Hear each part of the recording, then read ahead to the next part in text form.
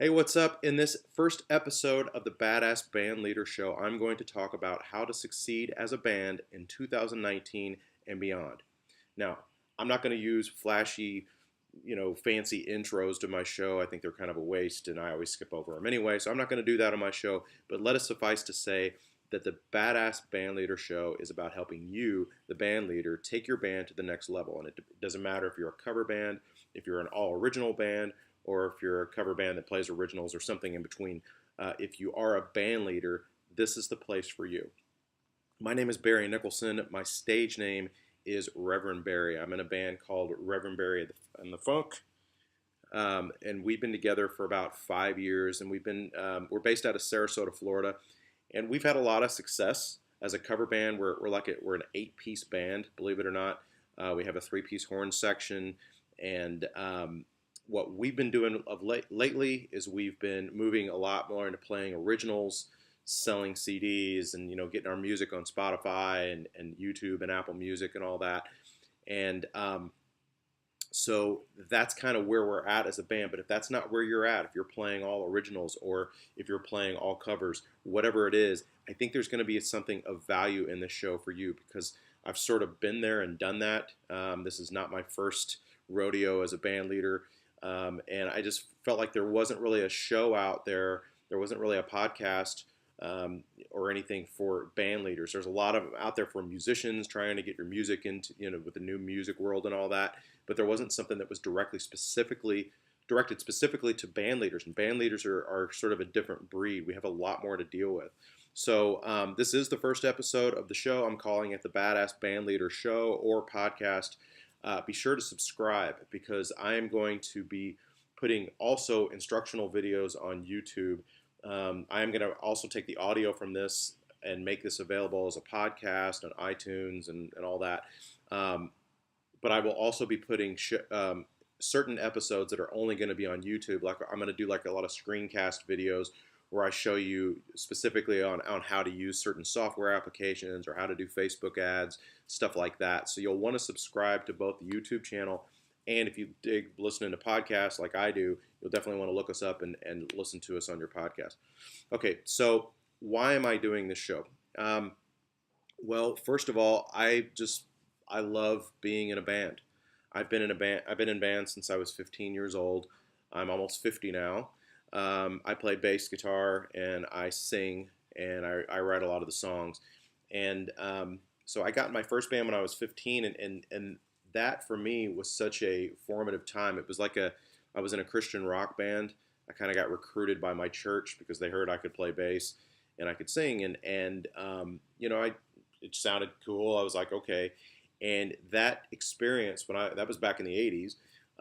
But that was such an incredible experience for me because the musicians in that band just happened to be a lot older than I was. So I got to be around some really great musicians. But more importantly, at the time, really, it was just this circle of friends that I had. And it really made a huge impact on me as a young person.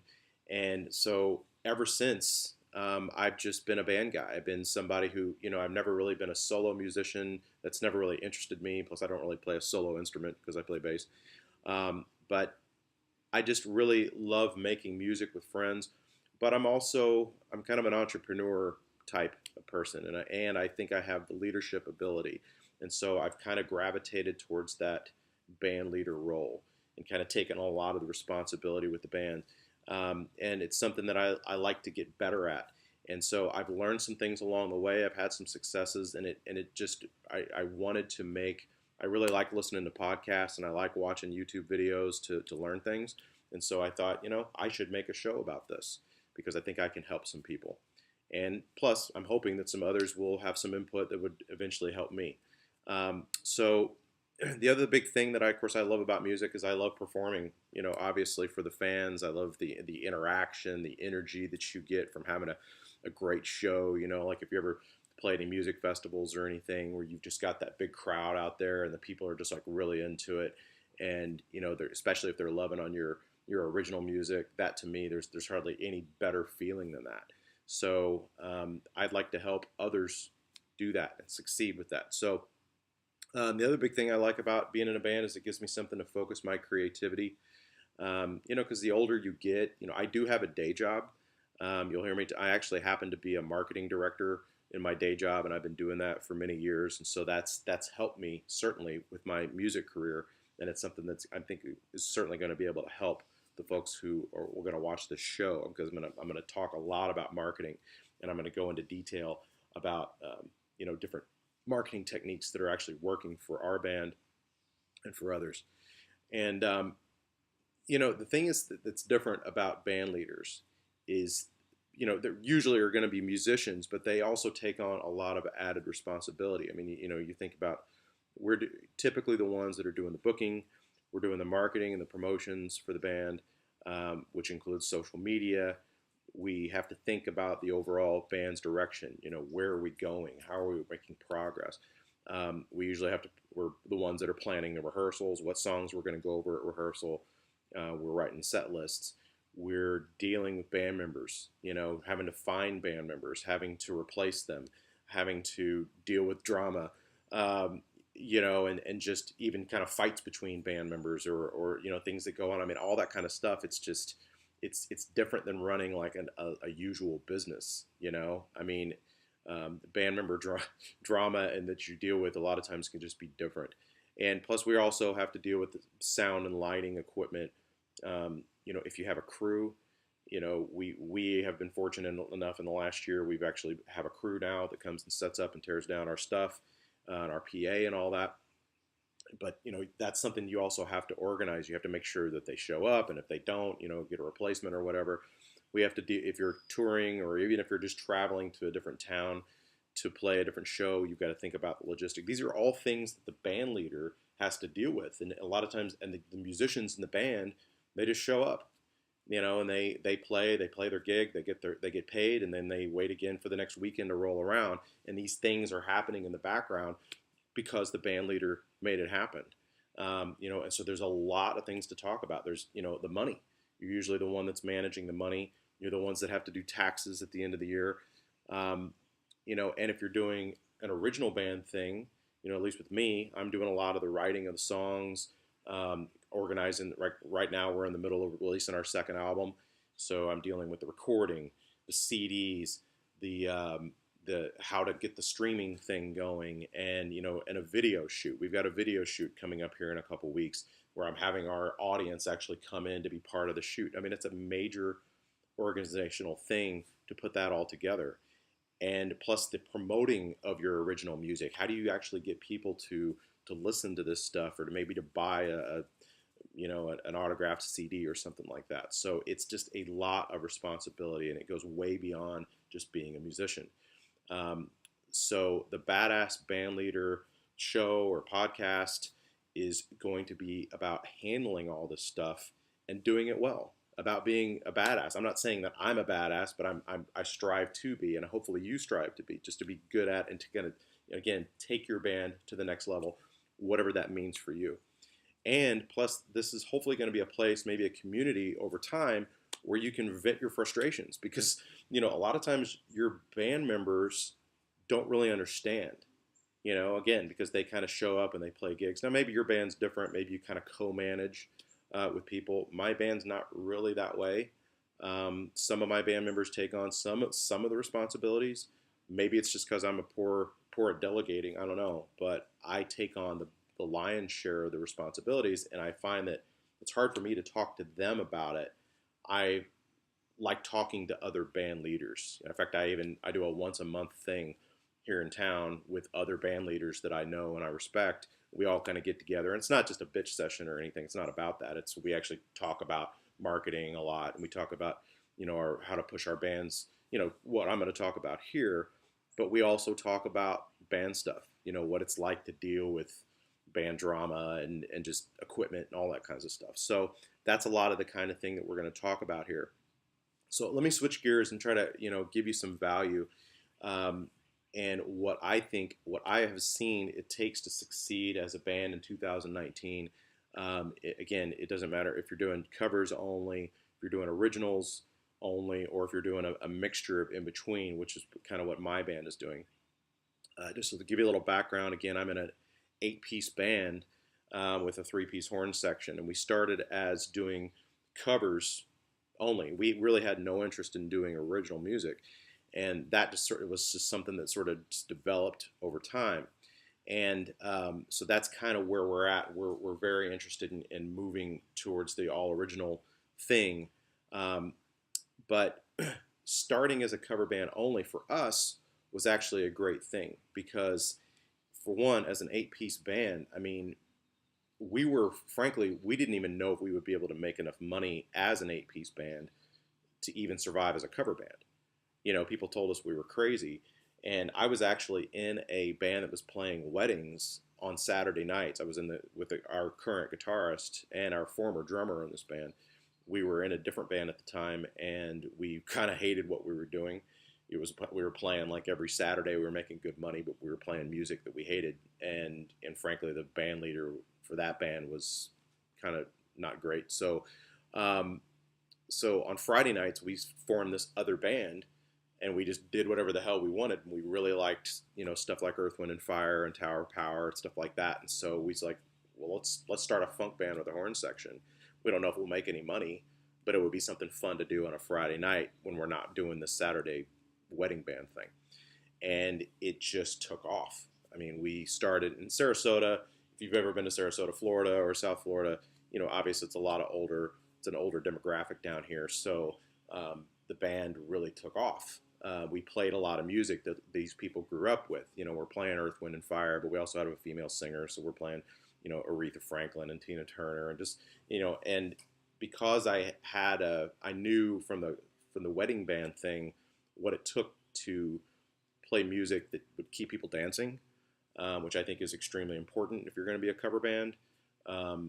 That we kind of knew how to write a set list really well and to keep people dancing. And plus, we were doing long sets. We would play like 90-minute sets, and which was kind of exhausting, really. But we would just keep people dancing, and people just loved it. We wouldn't take long breaks or anything.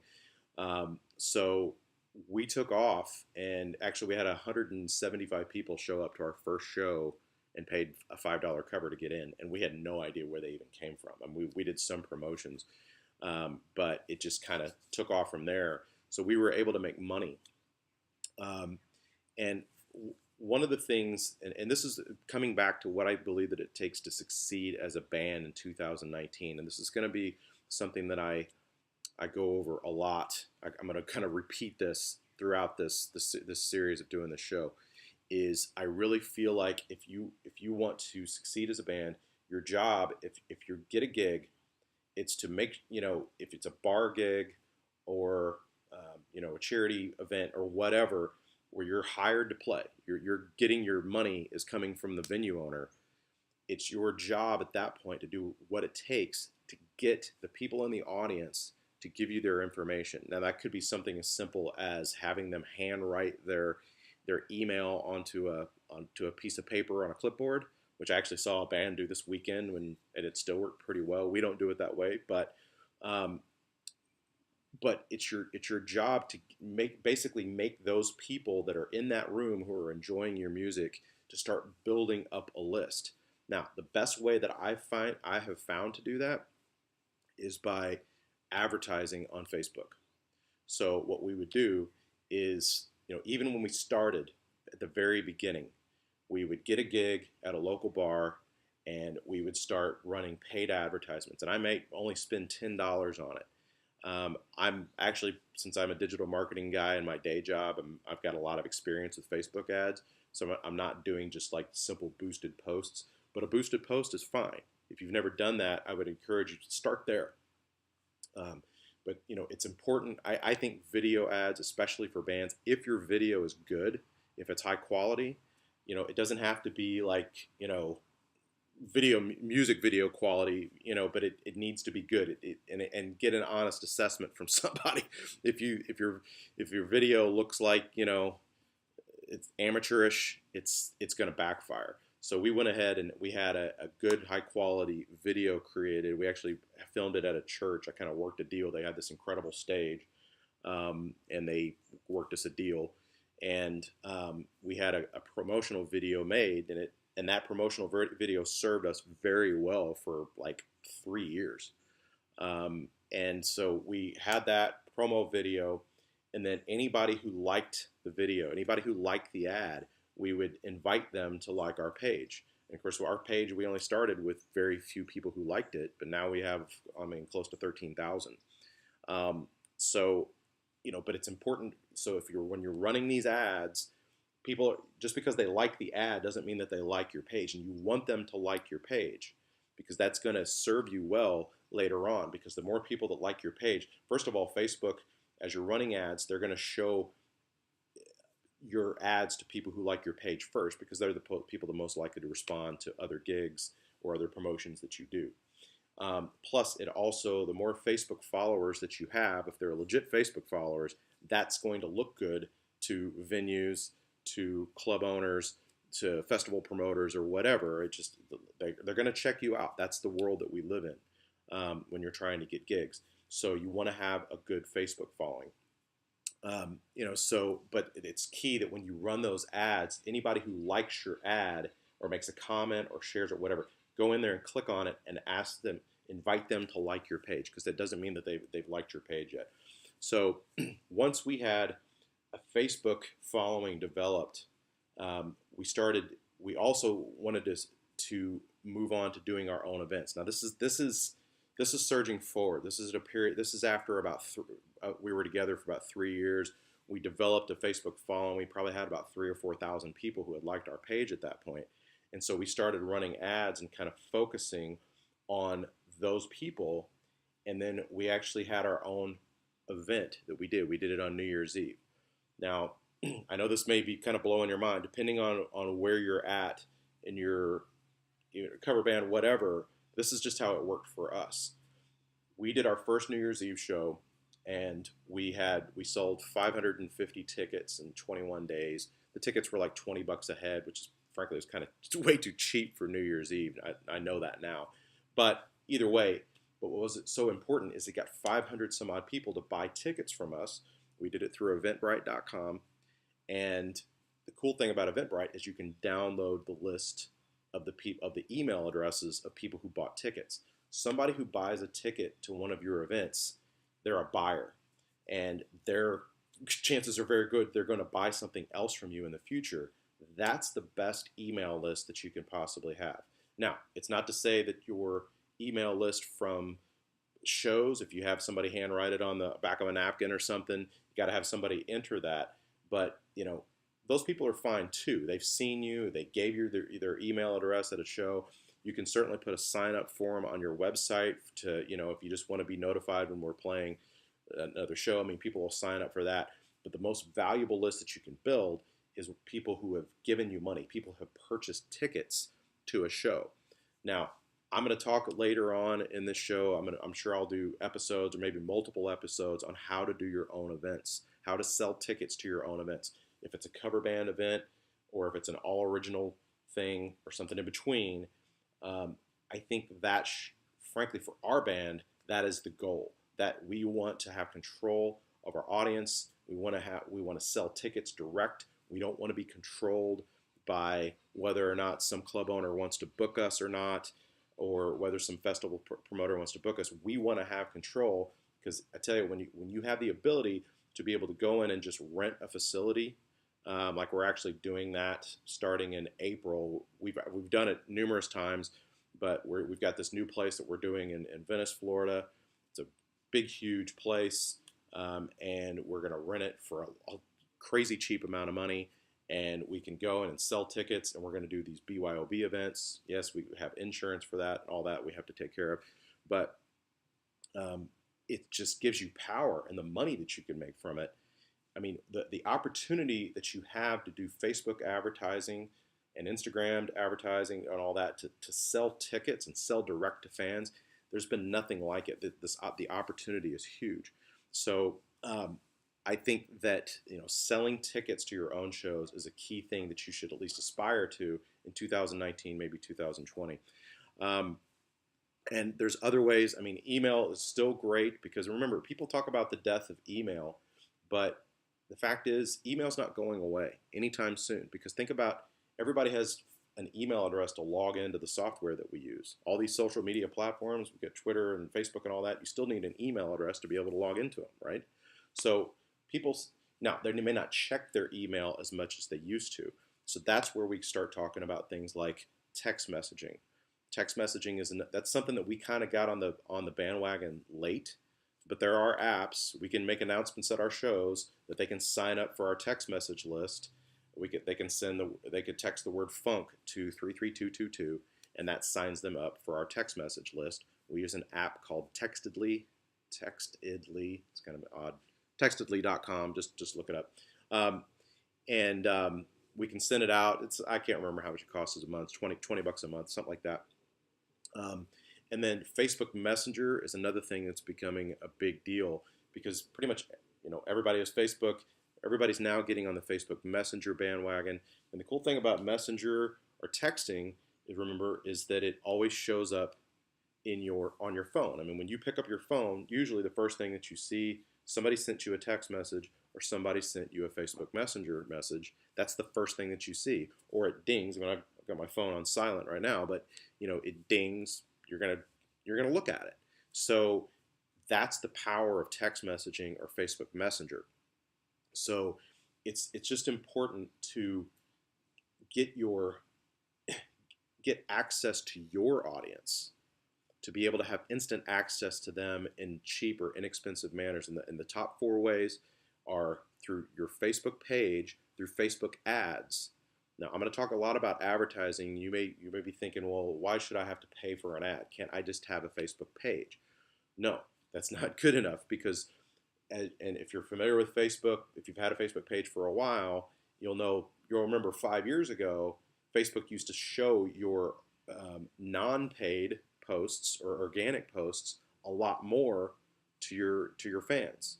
Well, they stopped doing that, and maybe Mark Zuckerberg's just a dick or whatever. I don't know, but they stopped doing that. Basically, if you have a Facebook page, you need to pay to advertise to your people, to your fans and your potential fans. But the good thing is that it's cheap. And as an advertising professional in my day gig, I can say without question that Facebook for pound, Facebook advertising is the cheapest yet most effective form of advertising that practically any business can do, including your band. So it's something that I think that, if you get really good at it, and of course, if you have a budget for it, and we're going to talk about money and budgeting and having capital to run your band business, which is extremely important. Pound for pound, Facebook advertising is something that you just can't beat. So Facebook ads, and then getting people to your email list, preferably through selling them tickets. That way, because now then they're a buyer. And then, of course, getting them to sign up for a text message list and your Facebook Messenger. If you have those 4 ways, if you have those ways of contacting your fans, that's gives you a huge advantage to be able to further your band, to sell them tickets to new shows, to sell them merch, to get them interested in you as a band. So that's really what it takes. Now, there's a lot more to succeed as a band in 2019, but it's more than I can cover in this one podcast. So with that, I'm going to go ahead and say, please subscribe to this channel, subscribe to the podcast if that's the way you're listening, and let me know what you think. Send me a message. I'll have the contact details here below. If there's topics that you'd like to talk about, if you want to debate anything that I've said or whatever, please let me know. But I'm so stoked to be doing this, and I look forward to hearing from you.